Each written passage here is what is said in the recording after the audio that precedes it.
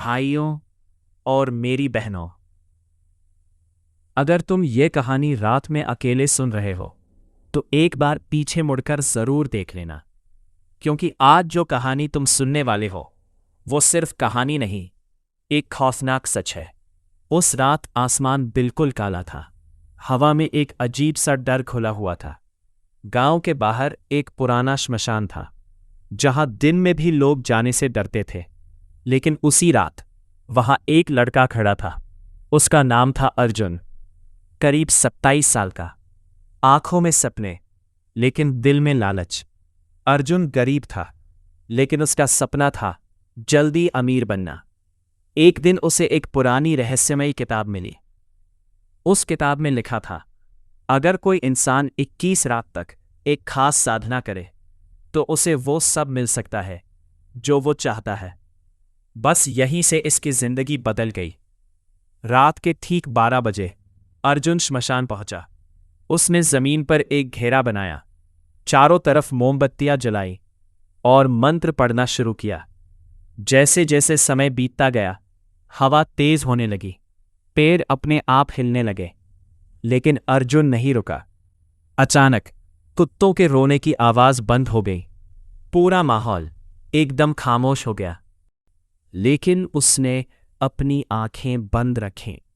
तभी उसके पीछे एक काली परछाई उभरने लगी।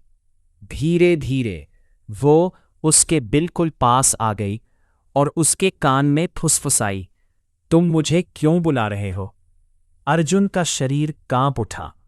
अब परास कांप पड़ी, लेकिन उसने मंत्र पढ़ना बंद नहीं किया। कुछ ही पलों में वो परछाई एक औरत के रूप में बदल गई। बहुत खूबसूरत, लेकिन उसकी आंखें बेहद डरावनी। उसने कहा, मैं तुम्हें सब कुछ दे सकती हूं, पैसा, ताकत, शोहरत, लेकिन बदले में तुम्हें मेरी एक शर्त माननी होगी। अर्जुन ने पूछा, क्या शर्त? वो मुस्कुराई और बोली, तुम्हें हमेशा सिर्फ मेरा होना होगा। अगर तुम किसी और के पास गए तो सब कुछ खत्म। अर्जुन ने बिना सोचे हाँ कर दी, और यही उसकी सबसे बड़ी गलती हो गई। कुछ ही दिनों में अर्जुन की जिंदगी बदल गई। बड़ा घर, महंगी गाड़ियां, पैसा ही पैसा। लेकिन उसके साथ कुछ अजीब होना लगा। हर रात उसे एक आवाज सुनाई देती, मैं आ गई। कभी शीशे में, कभी अंधेरे में, वो औरत हमेशा उसके आसपास होती। एक दिन अर्जुन अपनी पुरानी दोस्त से मिलने गया। बस यही गलती थी, उस रात वो लड़की रहे। ये सब उसी आत्मा का काम है। अब वो डर चुका था। वो उससे छुटकारा चाहता था, लेकिन अब बहुत देर हो चुकी थी।